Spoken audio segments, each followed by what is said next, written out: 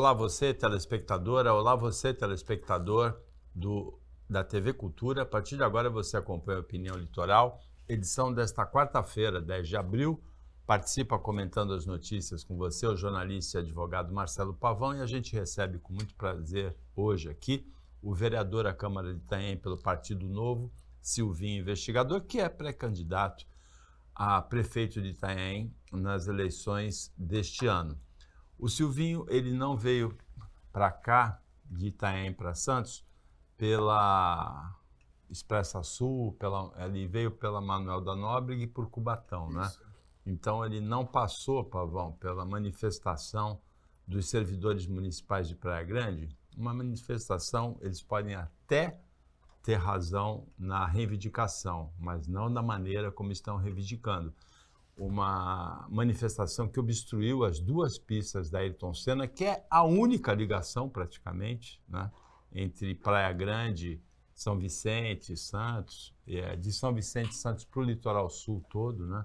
Tem a ligação pela Manoel da Nóbrega, Cubatão, pela qual ele veio, mas essa obstrução atrapalha milhares de pessoas, trabalhadores, gente que tem consulta marcada em médico, estudantes. Não tem nada a ver o que os manifestantes servidores de Praia Grande estão fazendo na manhã desta quarta-feira.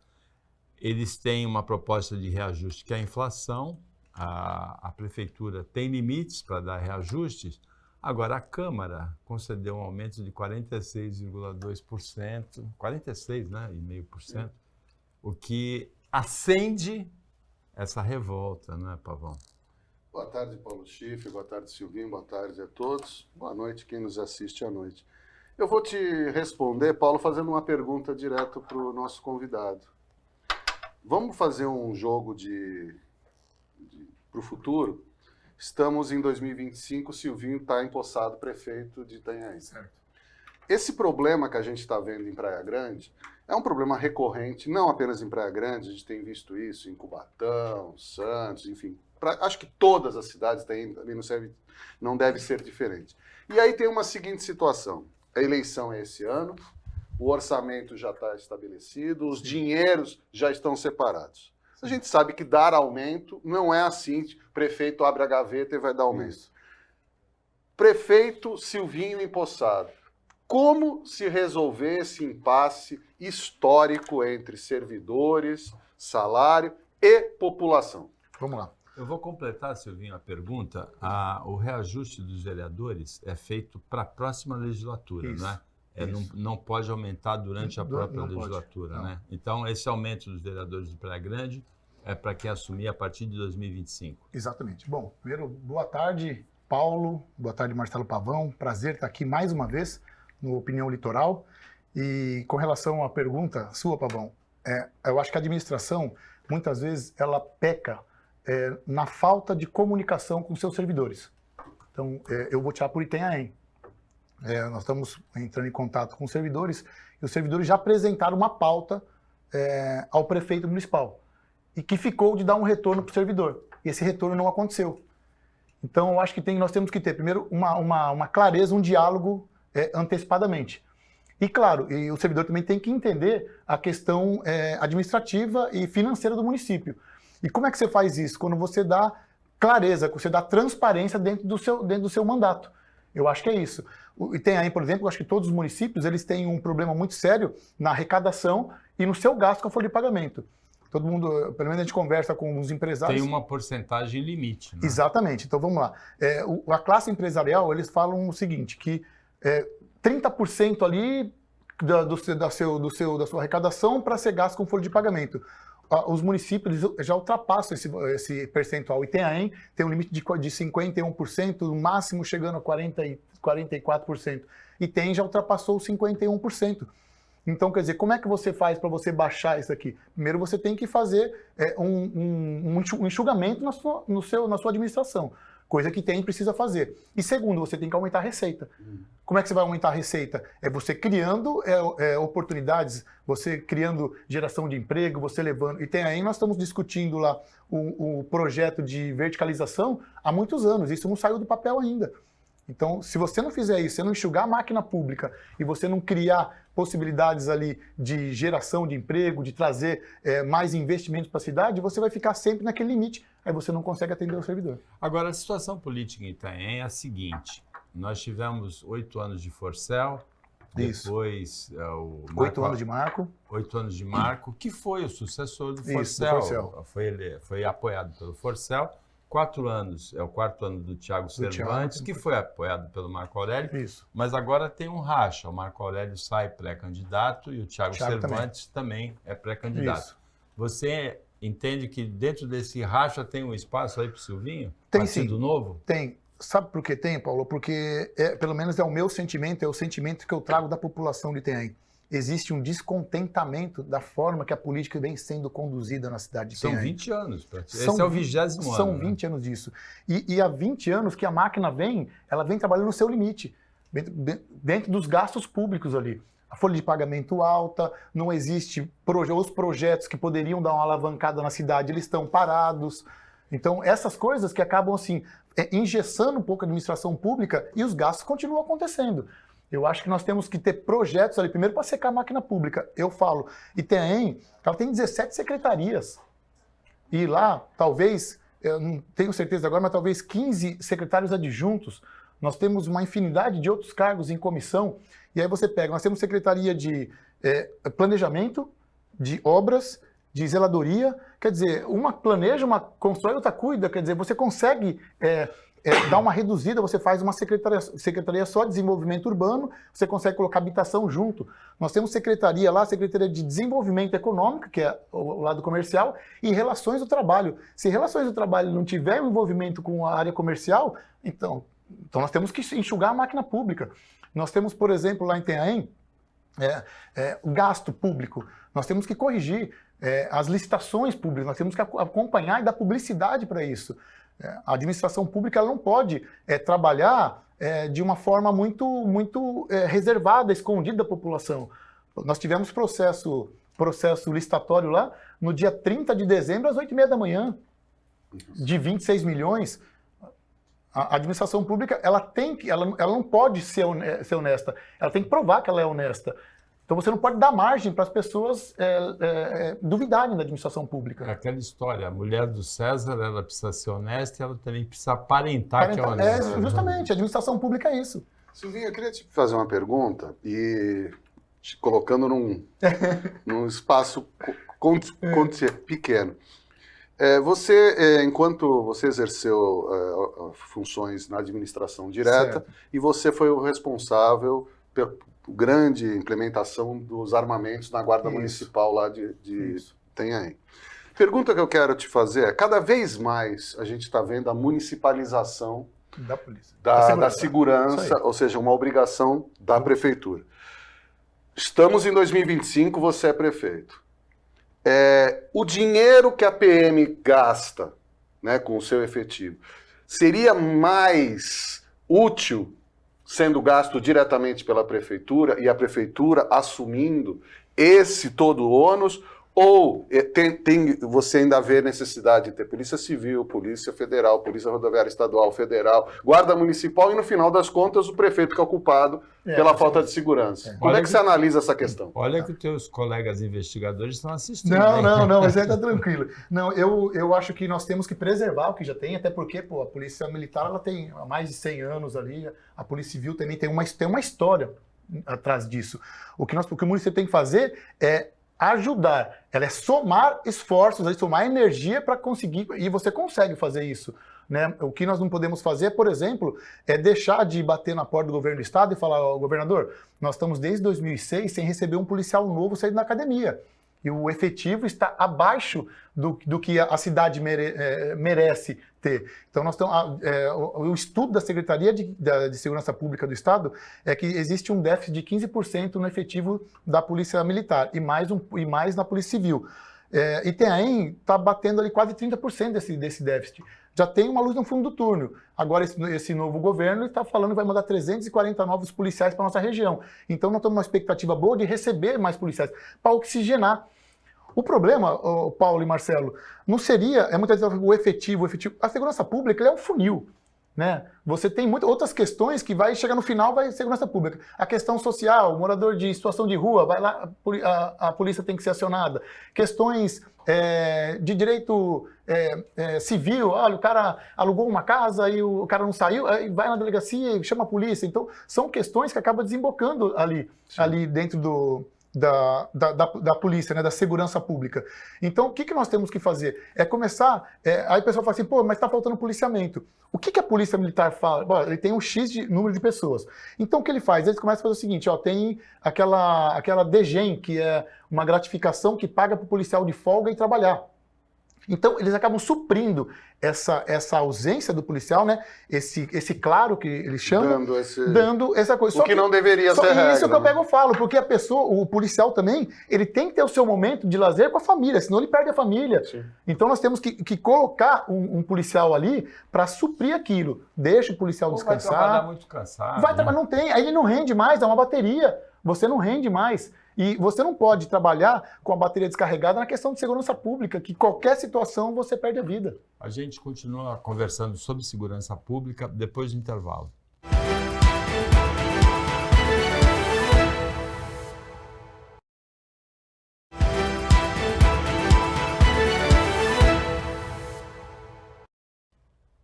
Voltando com a opinião litoral, nesta quarta-feira, o Marcelo Pavão comenta as notícias com você e a gente recebe o vereador Silvinho, investigador à Câmara de Itanhaém pelo Partido Novo, que é pré-candidato a prefeito.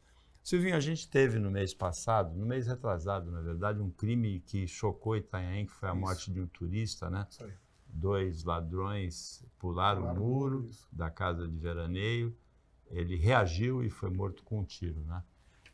A gente tem casos desse tipo em toda a Baixada Santista, no litoral sul e no litoral norte, esse tipo de crime, latrocínio, né, um pouquinho, que é a tentativa de roubo um pouquinho mais por causa das casas de veraneio. E a gente tem uma presença muito forte aqui na Baixada do crime organizado, principalmente por causa da exportação de drogas para o mercado europeu, uma parte do mercado africano. A gente teve a Operação Escudo, depois da morte de um policial da Rota em julho do ano passado em Guarujá, e teve a Operação Verão, que foi a Operação Escudo 2, só mudou o nome, e depois da morte de um policial da Rota em Santos, né, no começo desse ano, com 58, com 56 mais 28, mais de 80 mortes, quase 90 mortes, com muito confronto.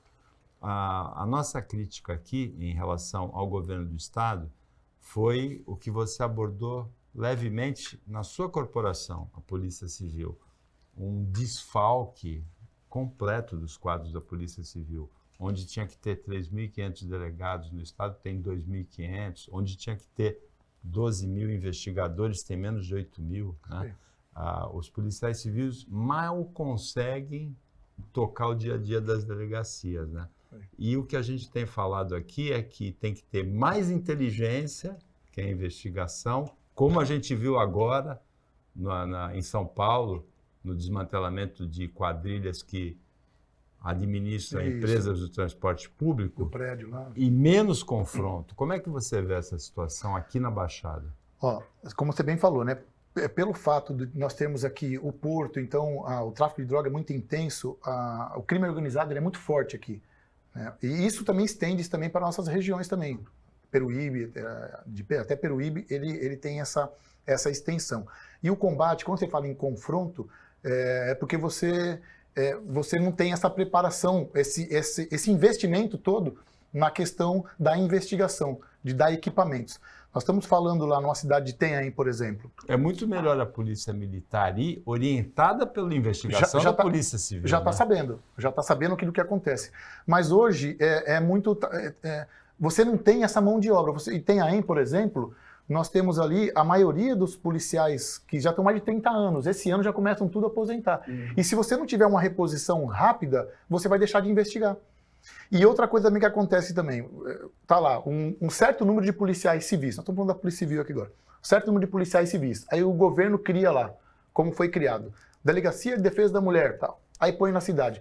Ele cria a delegacia, mas ele não acaba colocando os profissionais. Aí você tem que Divide mais fazer, ainda. aí você tem que tirar de onde estão, das unidades que estão, para repor. Aí se cria lá o Disque Denúncia.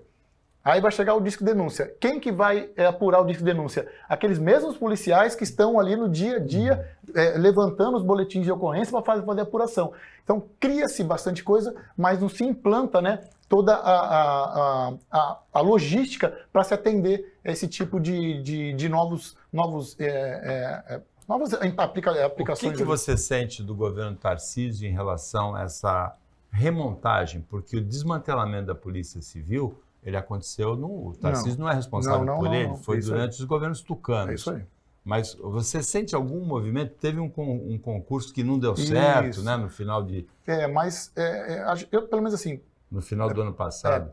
Particularmente falando, eu acredito que está tendo uma visão diferenciada para esse tipo de situação da segurança pública. Tem já colegas indo, acho que já estão na academia, né, com possibilidade de sair muito em breve para ir para as ruas. A gente espera receber também esse número de policiais novos.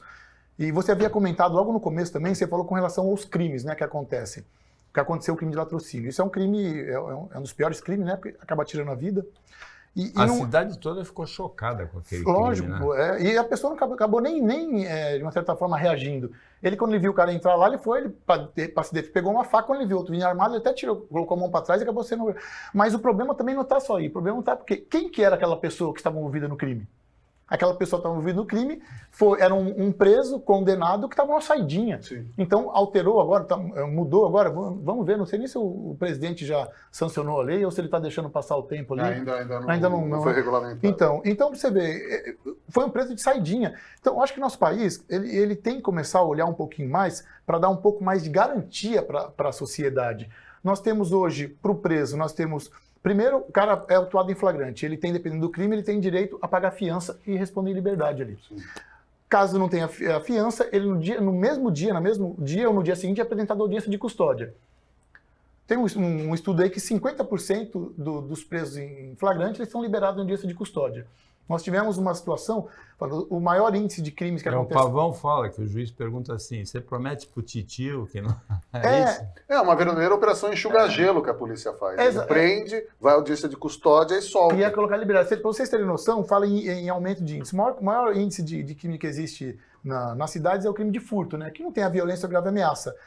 Teve um rapaz que foi preso de madrugada, furtando o hidrômetro, né, das casas, foi autuado em flagrante. E aí ele foi na audiência de custódia e foi colocado em liberdade.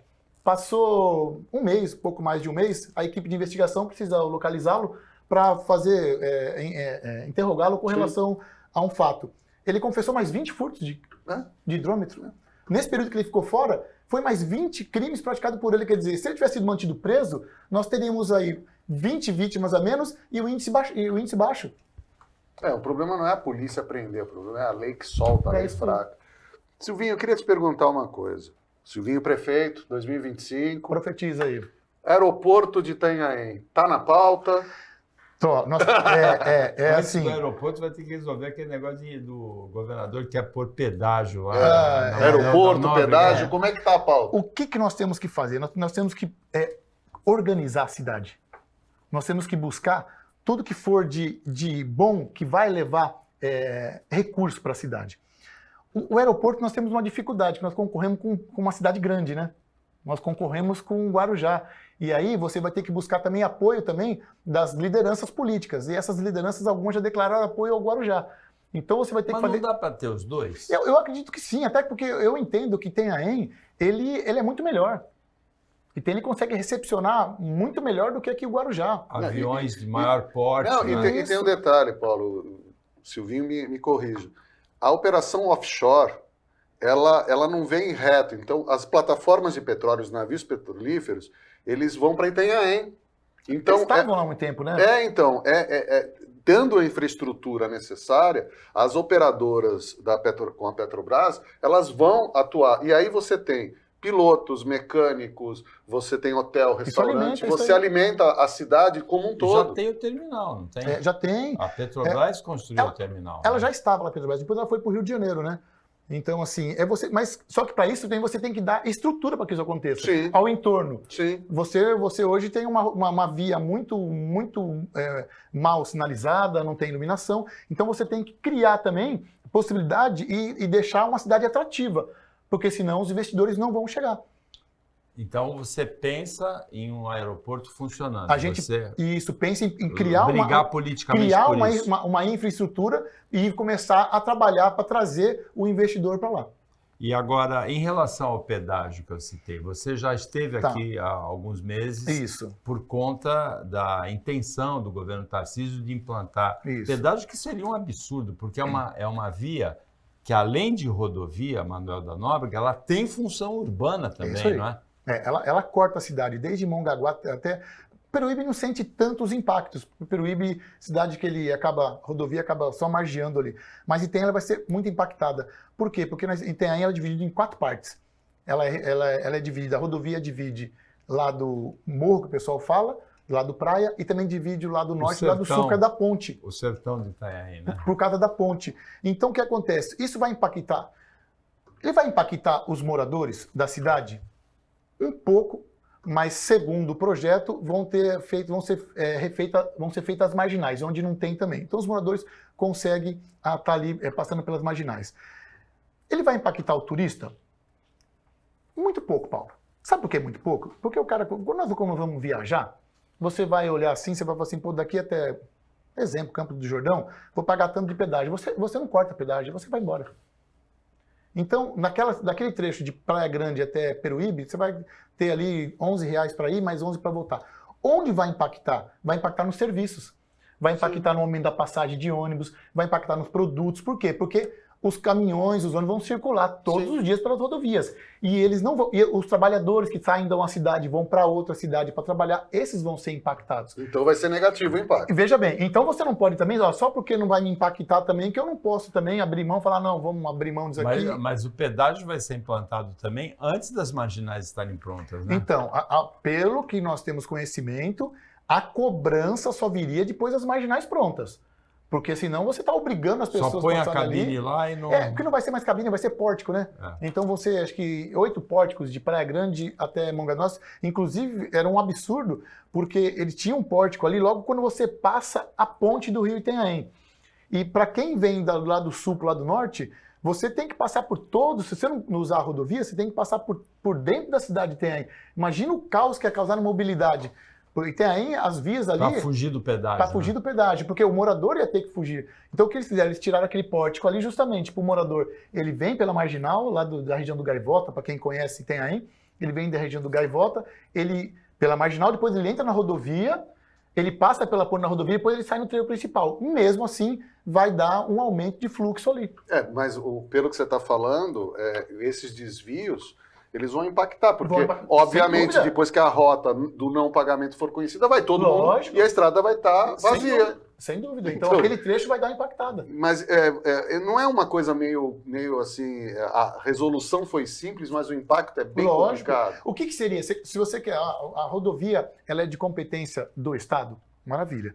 Então, o Estado tem que criar mecanismos para que você, então, isole a rodovia. Como tinha que fazer isso aí? Criar uma marginal na ponte também, sobre o rio. Porque aí você não precisa entrar na rodovia. Aí eu posso emendar, Paulo? Aí eu te falo, o Estado, você é vereador, você está vereador, a gente está falando de futuro, de prefeito, mas o Estado está permeável ao ouvir ou é aquela coisa, cumpra-se? Pelo que eu tô acompanhando, cumpra-se. Aproveitando o alto índice de aprovação, segundo ano de governo, então cumpra-se. Até porque você viu que as coisas foram acontecendo, quando chegava no final do mandato do governador, não, segura aí o pedágio. Aí chega no final do mandato do prefeito, segura o pedágio. Esse é um problema, né, vereador? Porque não ouvir a população local já é um erro primário. É isso aí. Porque a ponte hoje não tem como evitar, né? Não tem como evitar. Não tem. Então ali é o funil. Você passa ali, você vai ter que pagar. Agora tiraram, só que vai acabar acontecendo, vai acabar aumentando o fluxo das pessoas que já vêm pela rodovia e aqui vão vir pela marginal para entrar na rodovia. Você não tem nada a ver com isso, você está no litoral sul, mas o governador Tarcísio tem outro calcanhar de Aquiles aqui, que é a travessia de balsas entre Santos e Guarujá, em Guarujá e Santos, que é um desrespeito absoluto com o usuário, né? Também é um problema herdado, ninguém vai responsabilizar o Tarcísio por esse... O túnel, a ligação seca, é para coisa para daqui a 5, 6 anos. A gente não quer imaginar que o usuário seja submetido a essa tortura, esse tormento, por mais 5, 6 anos. Não é um problema que ele criou, mas é o quarto mês do segundo ano de mandato. Já dava tempo de ter resolvido, né? O problema é que essas questões, a pessoa ela tem que decidir, não adianta ficar, sabe, isso aqui vai ser bom. Então, se vai ter que fazer, então tem que mostrar para a população o que aquilo vai trazer de benefício. Porque aí a população começa a entender. O ruim, quando você coloca alguma situação e você não explica e parece que aquilo está entrando de goela abaixo na população. Então, quando falta informação, aí as pessoas acabam, de uma certa forma, não dando crédito àquilo que vai acontecer. De repente pode ser bom o projeto, mas vamos discutir o projeto. Sim. Mas quando você não discute o projeto e você coloca ali de forma arbitrária, isso dá choque. Segundo ano de mandato é o cumpra. Se você for eleito, vai ser assim. Segundo ano de mandato, no terceiro e no quarto a gente se preocupa com a reeleição? Não, eu acho que assim, falando de Itanhaém... Você falou que o Tarcísio, né? Cumpra-se, né? Segundo ano. O que eu penso com relação ao mandato... Porque todo mundo fala que o prefeito, o governador, ele faz as maldades todas. No começo, né? Principalmente até 1 ano e meio, 2 anos, né? Depois abre um pacote de bondades. Não, sabe o que eu penso com isso? Eu acho que você tem que organizar. É o que eu comecei falando aqui. A prefeitura, ela é um órgão que tem que ser administrado. Ela não pode ser só voltado ao atendimento político ali. Sim. Porque se você começar só na questão política e atendimento político, vamos fazer daqui porque isso aqui é bacana, vamos fazer aquilo que é bacana. Por exemplo, você não pode hoje, em Itanhaém, nós temos que sentar, ver a parte técnica e ver se vai ter criação de uma nova coisa. Mas antes de você criar um novo projeto, você tem que cuidar do que aquele que já existe. Por exemplo, nós temos que fazer a economia. Itanhaém, ele pegou lá uma parte de um clube que tinha lá, Itanhaém pegou uma parte de um clube. Estava devendo, tal, fez uma negociação, pegou a parte de um clube. Então, o que Itanhaém fez, no meu ponto de vista, tá? O que ele fez? Ele assumiu uma dívida para ele. Sim.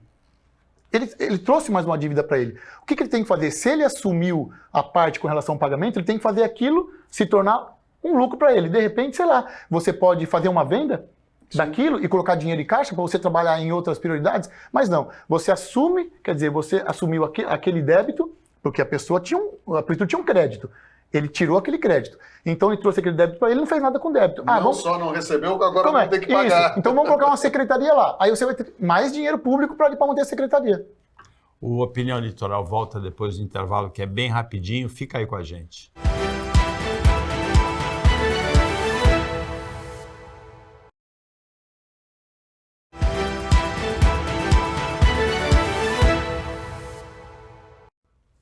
Voltando com a Opinião Litoral, edição desta quarta-feira, a gente recebe o investigador Silvinho, vereador à Câmara de Itanhaém pelo Partido Novo, e participa também o jornalista e advogado Marcelo Pavão. Silvinho, os 2 principais serviços que uma prefeitura presta à comunidade são na área da educação e na área da saúde. A segurança é uma atribuição do governo estadual, não é uma atribuição municipal, embora acabe respingando também. Então, na área da saúde, os municípios do Litoral Sul, por muito tempo, incluindo Praia Grande, tinham aquela política da reboque terapia, né? Punha o paciente dentro de uma ambulância, manda para Santos, né? Até São Vicente fazia isso, né? Depois teve o Hospital de Cubatão, que atende o das estradas, principalmente as vítimas de acidentes em estradas. Depois veio o Hospital Regional em Itanhaém. A situação também tem o Hospital Irmandulce em Praia Grande. Você entende que a prestação de serviço na saúde melhorou? Acabou a reboque terapia? Não, a saúde ela tá sempre na UTI. a saúde não está ruim em Itanhaém, Mongaguá, Peruíbe, está ruim no país todo. Inclusive, tem políticos que dizem assim, não, eu vou gastar só o mínimo, porque se eu gastar 2 vezes mais, vão reclamar do mesmo jeito. Tem gente que pensa assim, né? Não, mas tudo que você puder fazer na questão de saúde pública, eu acho que o governante ele tem que fazer. Claro, tem que ter a responsabilidade com relação aos gastos. Lida com vidas, né? Isso, é isso aí. O problema da saúde é o seguinte, porque o município, ele atende aquela emergência, aquela coisa de chegar na UPA, de ser atendido, e aí você vê, se precisa de um atendimento um pouco mais especializado, é o governo do estado que faz essa transferência através do sistema CROSS, que é a Central de Regulação de Oferta de Serviço de Saúde. Ele que faz. Aí esse que é o problema. Porque a regulação do serviço de Itanhaém é feita por São Paulo, não é feito nem pelo DRS-4 aqui de Santos, é feito por São Paulo. E aí que vem a agonia. Olha, não conseguiram explicar. Não conseguiram explicar pra gente por que é São Paulo. Nós já tivemos. É outro problema do DRS-4, que toda hora está mudando de que aí você não tem nem com quem conversar, né? É isso aí. Então, assim, e aí você vê assim, as pessoas começam. Eles entram na UPA, né? Ficam na UPA, aí o médico ali, ele vê que aquele caso não é tratamento de emergencial de UPA, você tem que fazer uma remoção, aí ele escreve ali o paciente, e aí começa o problema, que não vem a vaga, e aí aquele paciente fica mais do que o tempo determinado, aí você tem que estar gastando mais com ele e segurando aquela vaga que outra pessoa podia estar operando. Isso aí vai ser um problema fácil? Não. O que nós temos que resolver dentro da cidade são aqueles nossos problemas caseiros. Claro, nós temos que estar sempre em contato com o governo do estado para buscar aí melhorar esse serviço, porque eles falam o seguinte, dentro do esqueleto ali, do organograma é maravilhoso. Olha, você põe o paciente aqui, escreve, aí vai buscar a vaga, sai a vaga, mas e o tempo dessa vaga? E qual que é a demanda e qual que é o número de vagas? Então, como é que tem ficado o hospital regional? Muito lotado, saturado? O hospital regional, ele trabalha dentro do seu limite. Trabalha sempre dentro do seu limite, ele não atende só o pessoal de Itanhaém, mas a maioria de Itanhaém. Sempre perto do limite? Não, ele sempre está dentro, na régua do limite dele. Então, toda hora, para você receber um paciente, você tem que estar liberando outro paciente, ele sempre tá na régua ali. Pelo que o próprio pessoal do regional fala, eles falam que a maioria dos pacientes são de Itanhaém. E vem algum de outros lugares. Peruíbe e Mongaguá, né? Você pega, por exemplo, o que nós temos que corrigir dentro da saúde que o município tem que fazer? Mas também Itariri e Pedro de Toledo, né? É da região, né, Paulo? Da região. Eles atendem, como Praia Grande atende Itanhaém também. Então, por especialidades também.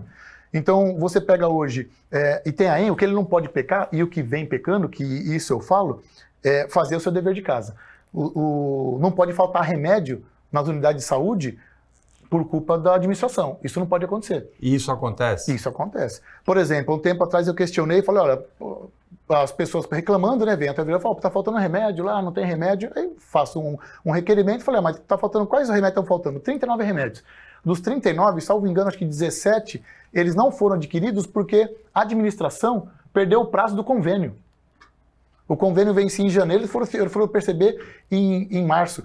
E o problema todo é que quem acaba recebendo essa culpa, quem que vai ser? Pô, faltou remédio, quem recebe a culpa é a Secretaria de Saúde. Não, a Secretaria de Saúde, ela detecta através do almoxarifado que está faltando remédio, ela faz o memorando e remete à Secretaria de Administração. A Secretaria de Administração que é a responsável por fazer o processo licitatório. Aí ali dentro se perde o prazo. Então, como é que você explica isso para a população? Se falta porque... Você, como vereador, recebe muitas queixas de falta de remédio? Nós estamos com queixa agora, está faltando luvas e faltando remédio, como dipirona, essas coisas. Como é que pode? Complicado. Silvinho, eu queria te perguntar sobre educação. Né? A gente está falando de vários problemas e a educação, principalmente a básica, como é que você vê essa... Porque, pelo que você está falando, eleito prefeito, você vai ter que reconstruir muita coisa ali. Ou construir mesmo. Né? O que eu queria... A minha dúvida é essa, assim, teu projeto para educação básica, se você vai fazer algum projeto inovador, se vai estar trazendo alguma coisa nova. Tá. O que você pensa para a educação de Itanhaém? Legal. Bom, primeiro que o nosso plano de governo a gente vai apresentar depois da convenção, sim, até porque... Sim, então sim. Nós estamos ouvindo ainda... As linhas gerais. Isso, os profissionais. O que nós temos para fazer com relação à educação? Fazer com que o recurso chegue realmente naquilo que precisa. De fato, naquilo que precisa. E recurso tem, né? Porque são 25% do orçamento. É o maior recurso hoje dentro de Itanhaém é da educação. Então você não pode gastar dinheiro com coisas que não são, em tese, importantes. Então você tem que reorganizar o quadro, ouvir, né, os profissionais, né, porque é uma classe que reivindica bastante. Então primeiro você tem que ouvir aquilo, adequar aquilo dentro da sua possibilidade de gestão, mas fazer uma gestão com relação ao recurso público. O recurso tem que chegar ali. Por exemplo, você hoje tem aí, muitas unidades ainda não têm refrigeração, não tem um ar-condicionado para dar um pouco de conforto para os alunos e também para os profissionais. Algumas já têm. Algumas já têm, outras não têm. Não tem por quê? Porque, inclusive, a questão da estrutura não está preparada. A questão de elétrica não está preparada. Então, nós temos que caminhar para isso. O que a gente não pode é gastar um dinheiro, por exemplo, que eu bato isso e vou continuar batendo enquanto as pessoas não aprender a administrar o dinheiro público. Você não pode deixar as prioridades, por exemplo, está faltando material didático, está faltando sulfite na escola, está faltando papel higiênico, aí os diretores têm que ficar fazendo rifa, ficar fazendo quermesse para conseguir o dinheiro para fazer essas pequenas manutenções. Enquanto isso, a administração, a secretaria, com a administração, eles fazem um processo licitatório para a compra de parquinho de brinquedos. Parquinhos, aqueles brinquedos, gangorrinha e balancinho, e parquinhos, um exemplo, só para vocês terem noção, um parquinho que ele é madeira, ferro e plástico. É uma pontezinha que liga a uma cobertura, do lado tem balanço, do outro lado tem gangorra, 11 metros por 15, então é um negócio grande. Madeira, ferro e plástico. Dentro da escola? Dentro da escola, dentro do espaço lá, escolar. Um parquinho desse aí custou 192 mil cada parquinho. E mais 20 mil para montar. Balancinho caro esse. E mais 20 mil para montar. E não foi comprado um parquinho. Foram 10 parquinhos. Foram 2 milhões de parquinho. Agora veio uma suplementação de 2 milhões e 300 para começar a fazer reforma de escola. Por que não pegou mais esses 2 milhões e investiu naquilo que é prioridade dentro da escola? Esse processo licitatório não ficou parado nos 2 milhões. O processo licitatório chegou quase na casa dos 10 milhões. Você vai em escola lá, tem carrinhos, um amontado em cima do outro que não tem onde colocar. Então, que prioridade é essa que você dá para a educação? E a merenda é boa? A merenda lá, Você assim... foi lá comer, não? Não, a gente não pode comer, né? Porque Não. não pode, nem os funcionários podem comer a merenda. Ela é estritamente dos alunos. Nem para experimentar? Não tive esse privilégio. A gente conversa com as pessoas ali. Algumas pessoas reclamam muitas vezes de uma qualidade de um produto que acaba chegando, mas num contexto geral a gente não tem tanta reclamação com relação à merenda. Nós temos reclamação, por exemplo, com relação ao uniforme. O ano passado não foi entregue o uniforme, aí começaram a entregar esse ano. Pô, ficou o ano inteiro sem ficou uniforme? ano passado o ano inteiro sem entregar o uniforme.